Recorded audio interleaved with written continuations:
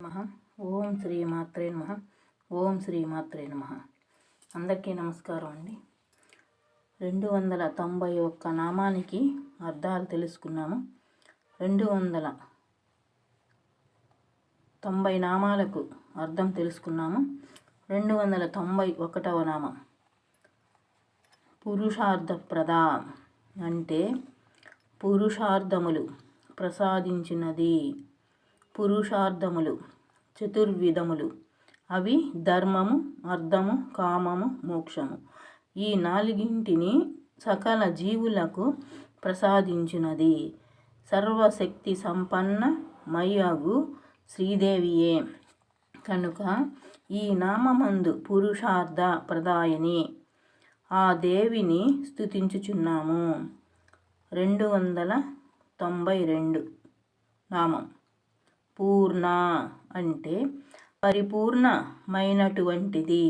ఈ సకల జగత్తునందు ఏవైతే విశేషములు దాగి ఉన్నాయో, ఏ రహస్యములైతే పరతత్వము తెలియని వారిచే ఛేదింపబడుతున్నాయో, ఏ తత్వములైతే ఈ జగత్తును నడిపిస్తున్నాయో, ఏ శక్తులైతే జీవరాశిని నిర్దేశిస్తున్నాయో, సమస్తము తన యందు కలిగి ఉండి నిశ్శేషము మాత్రమే మిగిలి ఉన్నటువంటి శక్తి స్వరూపురాలు అని అర్థం. 293వ నామము భోగిని అంటే భోగస్వ రూపురాలు అనగా భోగమునకు అర్థము సుఖము. తనను మనస వాచ కర్మణ త్రికరణ శుద్ధిగా ఆశ్రయించు భక్తులకు సర్వ సుఖములను అందించు శక్తిమయి. 294వ నామం భువనేశ్వరి అంటే సకల లోకములకు ఈశ్వరి. అతల వితల సుతల తలాతల ఇత్యాది 14 లోకములకు స్వామిని అయినది.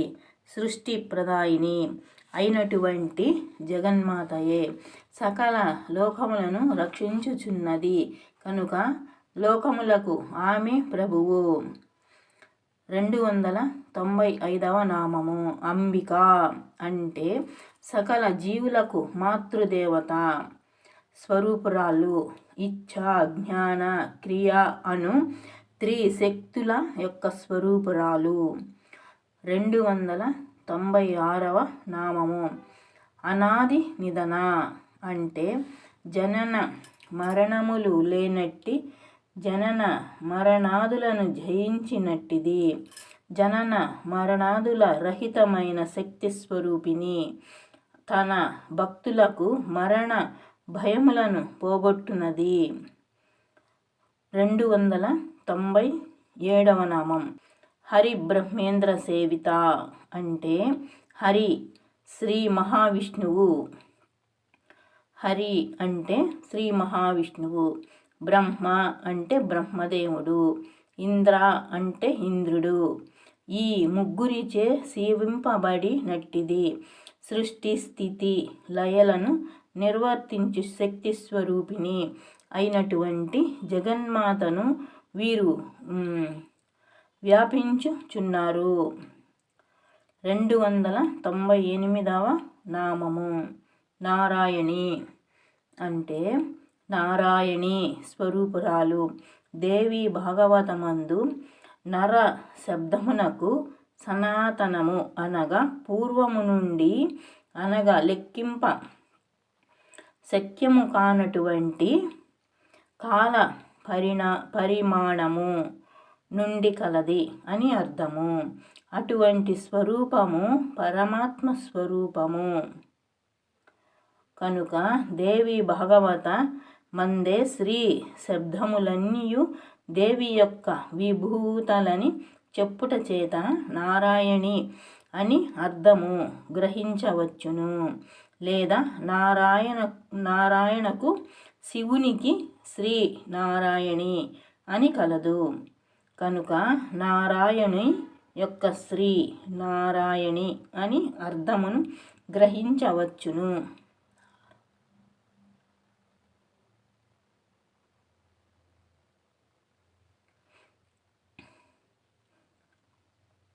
299వ నామము నాదరూప అంటే నాదమే స్వరూపముగా కలిగినట్టిది. నాదము అనగా శబ్దము. దేవి భాగవతమునందు సృష్టి ప్రథమమున ఓంకార శబ్దము జనించెనని, ఓంకారముతోనే శ్రీ మహావిష్ణువు దేవిని ధ్యానించెనని కలదు. కనుక నాదము అంటే శబ్దము స్వరూపముగా దేవి కలిగి ఉన్నది. 300వ నామము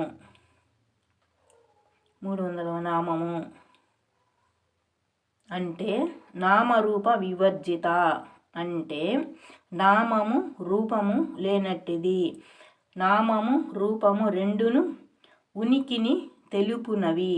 అవి మాయకు లోబడి ఉన్నట్టి జీవులకు మాత్రమే వర్తించునటు వంటివి. సమస్త లోకములకు సమ విశేషములకు ప్రభువైనట్టి దేవికి ఈ రెండును వర్తింపవు.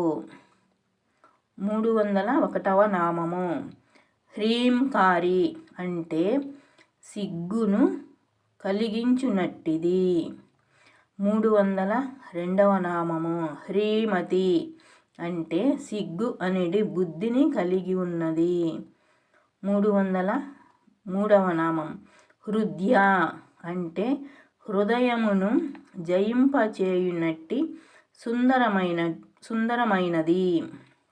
304వ నామము ఏయో పాదేయ వర్జిత అంటే ఆచరింపతగిన వాటిచే నిషేధించిన వాటిచే విడువబడినటువంటిది. ఆచరించవలసిన కర్మలు ఆచరింప తగని కర్మలు అంటనట్టిది. 305వ నామము రాజరాజార్చిత అంటే రాజలచే అర్చింపబడినది. రాజ అనగా కుబేరుడు, మనువు అని దేవి భాగవతమునందు చెప్పబడి ఉన్నది. కనుక మనువు కుబేరులచే అర్చింపబడినది లేదా ఉపాసింపబడినది అని అర్థము. 306వ నామము రాజ్ని అంటే నారాయణు రాణి అను పదవి కలిగి ఉన్నట్టిది. రాజరాజేశ్వరుని అర్ధాంగి అన్న భావమునందు దేవి ఆపద విని కలిగి ఉన్నది. 307వ నామము రమ్య అంటే రమణీయమైనది, అతి సుందరమైన సౌందర్యము కలిగి ఉన్నట్టిది. 308వ నామం రాజీవలోచన అంటే పద్మముల వంటి నేత్రములు కలది. ఇంతకు ముందు నామములో కూడా ఇదే అర్థముతో గల నామము కనిపించును. శ్రీదేవిని ఎన్నిసార్లు ఏ నామముతో కొలిచినను పలుకు దయాస్వరూపురాలు. 309 నామము రంజని అంటే రంజింపచేయునది అనగా తనను ఆశ్రయించి త్రికరణ శుద్ధిగా ధ్యానించు భక్తులను ఆనందింప చేయునది. 310వ నామము రమణి అంటే రమింపచేయునది. పరతత్వం తెలుసుకున్న భక్తులు తాధ్యాత్మ స్థితిని పొందుతారు. ఆ స్థితినందు వారు ఉత్కృష్టమైనటువంటి ఆనందమును పొందుతారు. ఆ ఆనందమునందు భగవంతుడు తమతో రమించిన భావమును పొందుతారు. అట్టి భావనను కలుగజేయునట్టి శక్తి స్వరూపిణి అయినది ఆ దేవి. 311వ నామము రస్య అంటే రసస్వరూపిణి పరబ్రహ్మతత్వము. ఎవరికి అర్థం అగునో వారికి బ్రహ్మానందమును రసము అనుభవేద్యం అగును. బ్రహ్మానంద స్వరూపురాలు కనుక రస్య అనబడుచున్నది.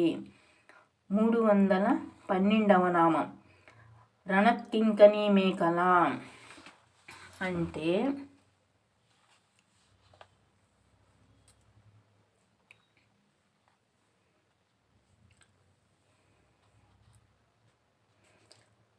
ధ్యానించు గజ్జలు కలిగినటువంటి వడ్డాణము కలిగినది.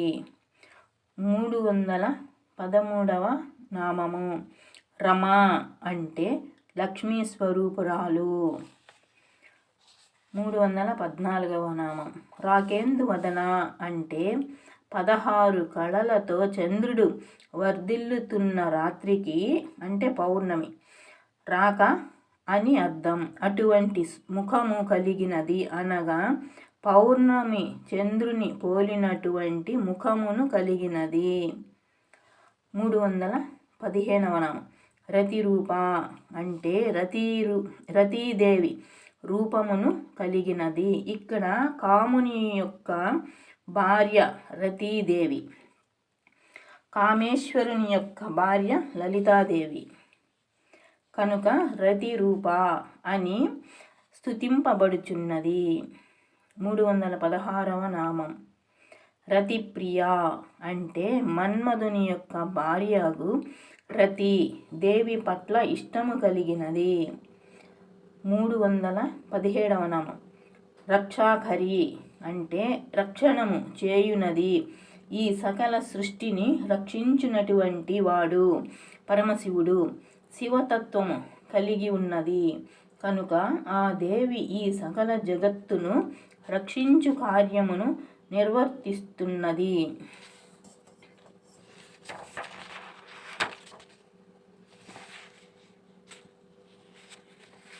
318వ నామము రాక్షసగ్ని అంటే రాక్షసుల యొక్క సంహారమును చేయునది. ధర్మ సంస్థాపనార్థము లోక కంటకు లైనటువంటి రాక్షసులను అగ్నివలె దహించునట్టిది. 319వ నామం రామ అంటే సర్వ స్త్రీ స్వరూపములు శక్తులు అన్నియు తానై ఉన్నట్టిది. శ్రీ శబ్దమునకు మాతృ స్వరూపురాలై ఉన్నట్టిది. 320వ నామం రమల లంపట అంటే శ్రీ శబ్దమునకు మూలశక్తి అయినటువంటి దేవి తన భర్త యందు ఆసక్తి కలిగినటువంటిది అయి ఉన్నది. 321వ నామం కామ్య అంటే ముముక్షువులచే ఉపాసింపబడుతున్నది. జ్ఞానస్వరూపమయి కావుట చేత ముముక్షువులచే మాత్రమే సాధ్యమగు నట్టిది. 322వ నామం కామ కళారూప అంటే కామకళాస్వరూపురాలు. ఇక్కడ మన్మధునికి జననము అంటే జీవము, మరణము అంటే నాశనము లను ఇచ్చునది కనుక సామాన్యార్థముతో దేవిని కామకళా రూప అని స్తుతించుచున్నాము. 323వ నామము కదంబ కుసుమ ప్రియ అంటే కదంబ పువ్వుల యందు మిక్కిలి ఇష్టమును కలిగి ఉన్నట్టిది. 324వ నామము కళ్యాణి అంటే శుభకరమగు కళ్యాణి స్వరూపురాలు. 325వ నామం జగతి కంద అంటే సమస్త జగత్తునకు మూలము అయినట్టిది.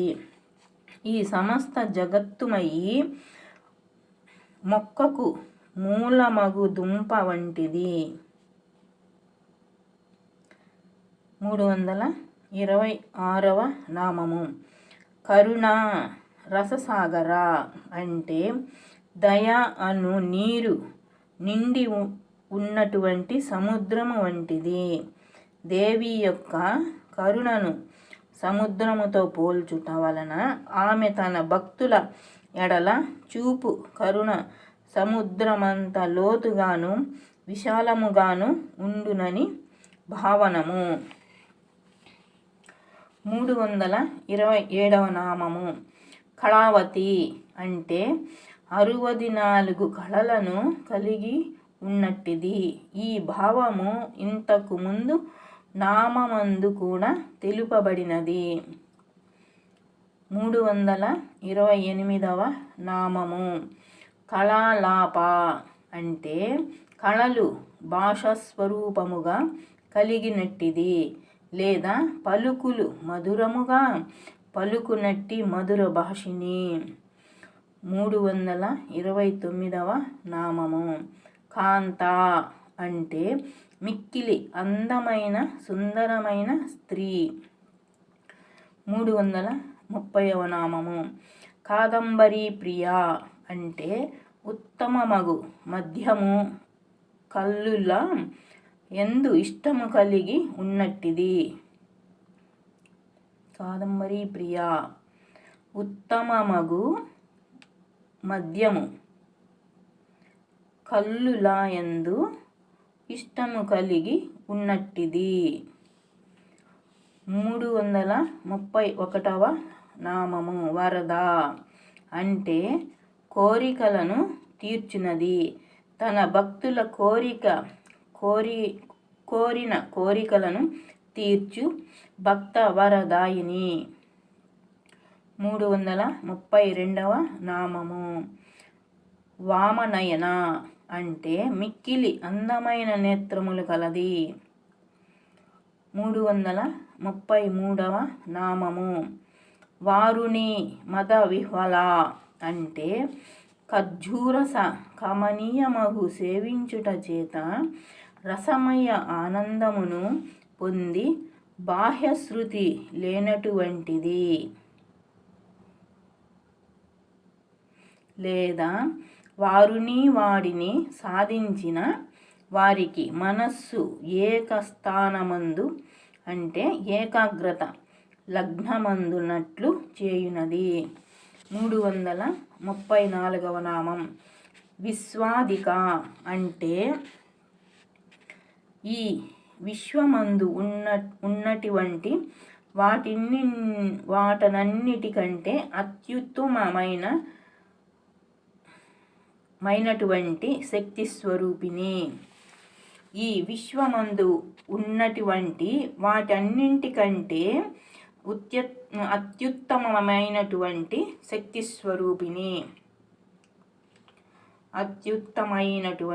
శక్తి స్వరూపిణి. 335వ నామము వేదవేద్య అంటే వేదముల సారమును గ్రహించుట చేత తెలుసుకొనబడినది వేద స్వరూపిణి అయినటువంటి జగన్మాతను తెలుసుకొనుటకు వేదముల యొక్క సారమును తెలుసుకొనవలెను. ఆ సారముల వలన దేవిని భక్తుడు తెలుసుకొనగలడు.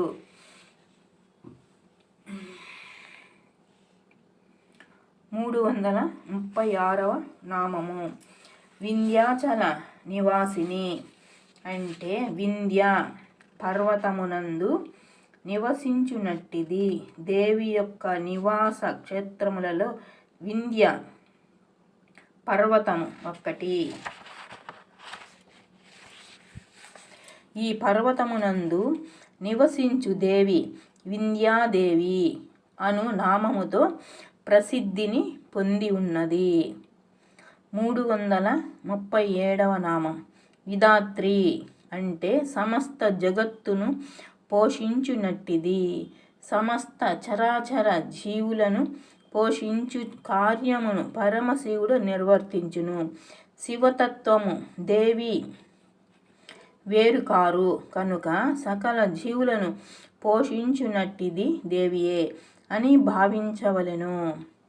338వ నామము వేదజనని అంటే వేదములకు జన్మనిచ్చినటువంటిది, వేదములకు తల్లి వంటిది, వేదములను సృష్టించినటువంటిది. కావున ఆ దేవియే వేదములకు జనని అయినట్టిది. 339వ నామము విష్ణుమాయ అంటే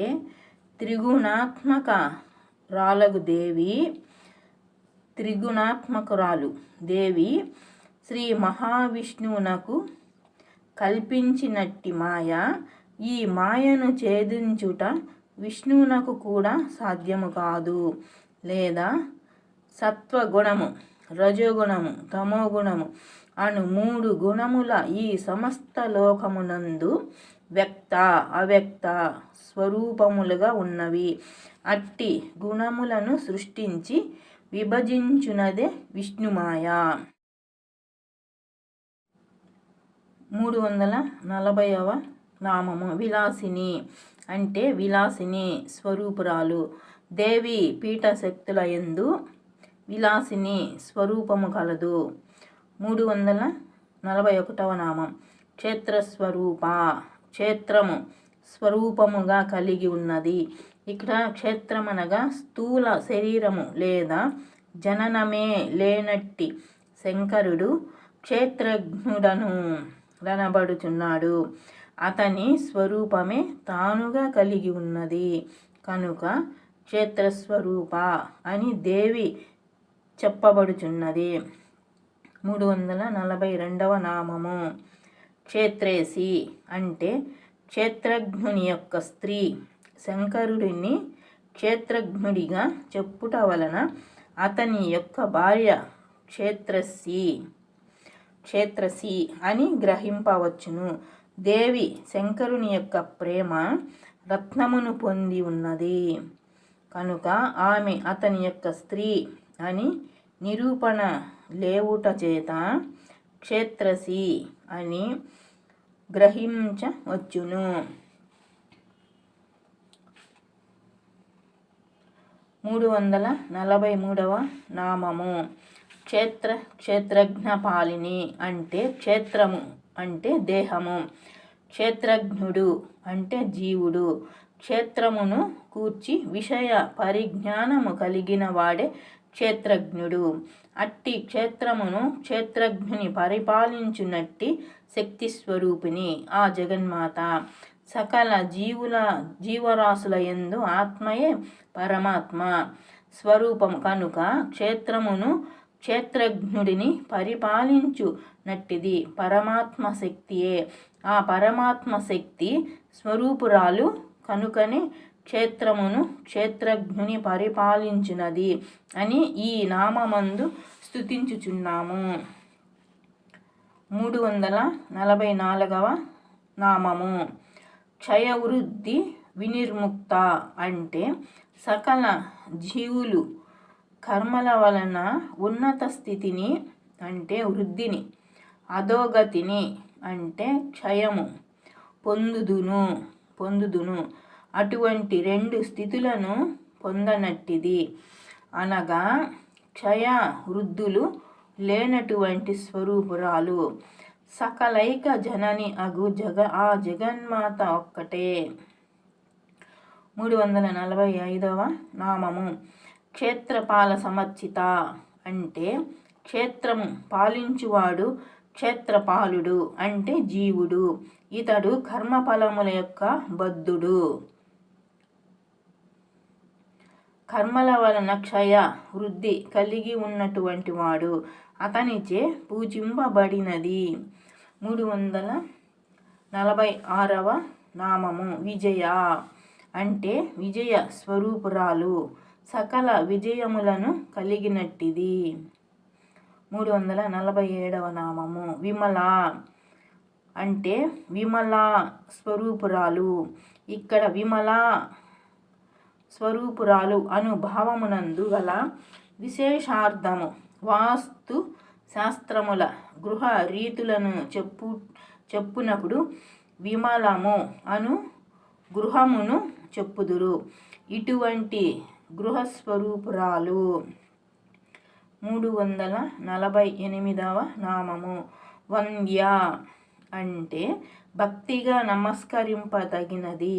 మనస వాచ కర్మణ త్రికరణ శుద్ధిగా తనను ఎవరైతే స్తుతిస్తారో, తనకి ఎవరైతే నమస్కరిస్తారో వారికి కొంగు బంగారమై సకల సుఖ సంతోషాలను ప్రసాదించు భక్త వరదాయిని. 2 చేతులు జోడించి తనను శరణు జొచ్చు వారిని సర్వకాల సర్వావస్థలయందు కాపాడు కరుణామయి. 349వ నామము వందారు జనవత్సల అంటే 2 చేతులు కలిపి తనకి భక్తిగా మొక్కు వారిపై ప్రేమ వాత్సల్యములు కురిపించునటువంటిది. 350వ నామం వాగ్వాదిని. వాక్కు అంటే మాట. అధిష్ట దేవత. సకల జీవుల నాలుక ఎందుండు వాక్కు అంటే మాట. స్వరూపురాలు లేదా వాగ్వాదం అనగా ఎదుటి వారి మాటను సమాధానం చెప్పగల జ్ఞానమును శక్తిని తనను ఆశ్రయించిన భక్తులకు ఇచ్చునది. ఓం శ్రీ మాత్రే నమః. ఓం శ్రీ మాత్రే నమః. ఓం శ్రీ మాత్రే నమః. 350 నామాలకు అర్థం తెలుసుకున్నాము. అందరికీ నమస్కారం.